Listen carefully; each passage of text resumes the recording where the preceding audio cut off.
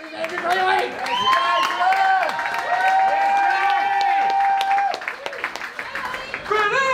love you, Greeley. Where'd you go bowling, Rob?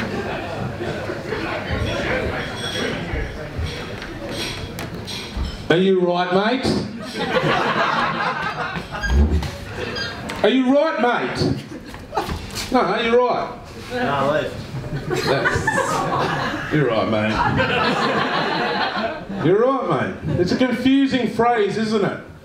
Like, it can be a confronting phrase, like just before, like, are you right, mate? Or it can be like a comforting phrase, like, are you right, mate? But it's confusing nonetheless. And that's why I like it. I like confusing people. You're probably confused right now. You're probably thinking to yourself, is this meant to be funny? Well, it's not. It was meant to confuse you. And now for some social commentary. Same-sex marriage! Yay! Make some noise, come on, give it up! Come on. It was only 20 years ago that it was illegal to be gay and you could be put in jail for it, and now you're allowed to get married. So fucking make some noise for human rights. Yeah! You're all pretty happy about it. Tony Abbott's not. Do you see what that cunt did in court? He walked out of Parliament and he didn't want a part of it. No, that's right, I'm a fucking poet and I know it. He didn't want nothing to do with that. Tony's all like, yeah, democracy, I'm all about Australians having their fair go. When it came to the actual vote, he walked out. So I'm not going to waste the rest of the night talking about that oxygen thief. You guys deserve better than that, yeah? Yeah. Alright, so earlier this year, my little sister had a baby girl.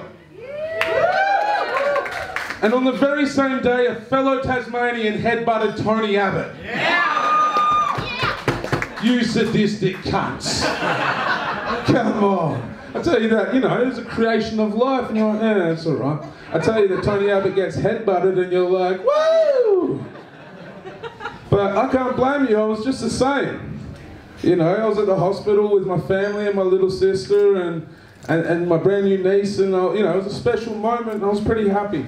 And then I got to my friend's house and they told me that Tony Abbott had been headbutted in Salamanca, and I was like, whoa! I lost my fucking shit. And now for the rest of my niece's life, on every birthday, she's going to come up to me like, Uncle Grills, it's my birthday, have you got a present for me? I'm going to have to eat that little girl with the reality check. It's not your fucking birthday, it's Nut the Cunt Day, and your present money has gone towards buying Astro another beer. Make some noise for Astro. And if you don't know what happened on that day, allow me to give you some perception. Astro was a good friend of mine, and he'd had a really rough year. And on top of that, a week before he headbutted Tony Abbott, a good friend of Astro, as well as a good friend of mine, as well as half of Hobart, and many people around the world, passed away. I want to take this moment to say rest in peace to Eve Vincent, a beautiful soul. Make some noise for Evie. And it was a very, very dark week. There was a lot of people that were mourning and grieving, especially Astro. Like, he'd had a rough year already, and you know, so on that day he was sitting out in the beer garden in Salamanca, drowning his sorrows. You know, one of his best mates had just passed away, and he would have thought to himself, what has the world got left for me? Like, what does society have left to offer a bloke like myself? And at that moment, Tony Abbott walked by. And he got up, without thinking, without hesitance, walked straight towards Tony Abbott, went for a handshake and followed through with a Liverpool kiss. Salamanca kiss. Is that fair enough? We can call it the Salamanca kiss now? And I know a lot of people didn't agree with what happened, and that's fair enough, but I just want to let you know or understand this. There was a lot of people that were very sad during that week. And Astro turned some frowns upside down. He made a lot of people very happy. And for all the misery and all the pain that Tony Abbott has caused Australia throughout his entire career of being a fuckwit, I think that's the least he owes us Australian people, yeah? Yeah! He made a lot of people happy. I went to the wake for our friend Eve, and I saw Astro. And I was like, you cheeky devil, come here, bring it in, thinking I was getting a hug. Yep, I copped a headbutt. He said, I'll give you that one for free. The last one's going to cost me a lot more. But you know, there's some forgotten heroes of Nut the Cunt Day. And I'm going to take this opportunity to tell you all about their stories right now. There was another fellow by the name of Jake. And Jake actually saw Tony Abbott in Salamanca before Astro did. And Jake wasn't as drunk and was a bit more rational and thought, how can I clown Tony Abbott? So he went into Salamanca Fresh and he purchased himself an onion.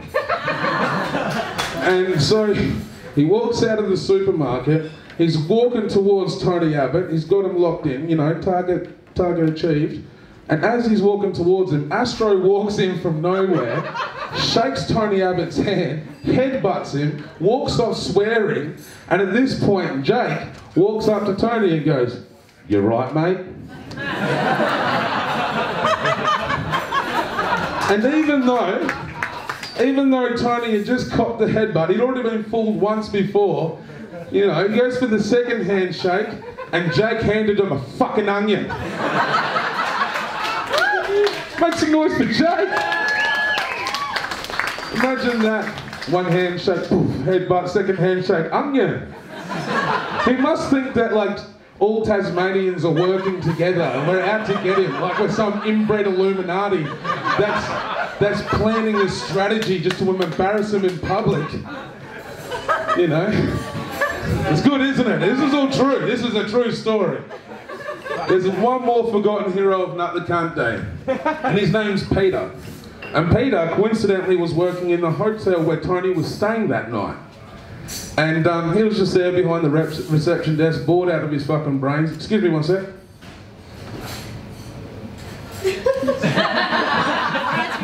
Fuck yeah. So my mate Peter was behind the reception desk, bored out of his fucking brains, you know, doing origami, whatever.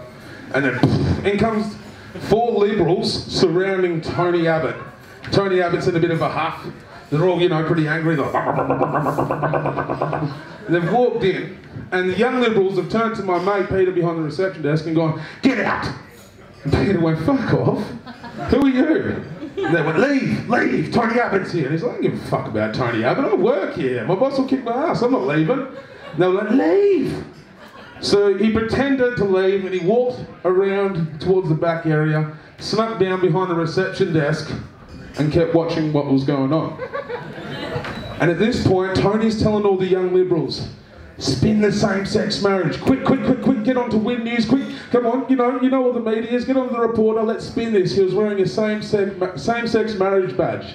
And that's all he cared about. He didn't care about his own well-being. He didn't care about anything apart from making this look like he's going to win his argument of hate.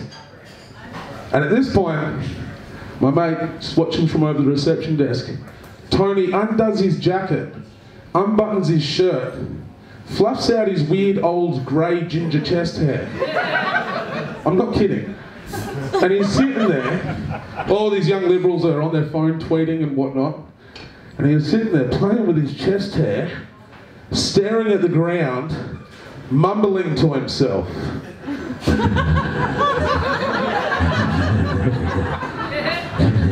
I'm not a psychologist, but what the fuck? How bruised would your ego have to be? It reminds me of like you know when like kids are, you know, their concentration is focused on something else and they're like twirling their hair and he's there just...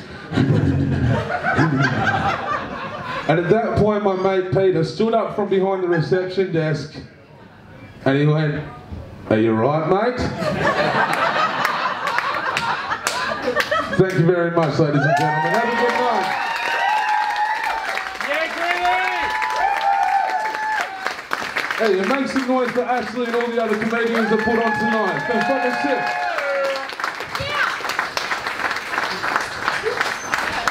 Angry Greeley, one more time. Come on. Yeah!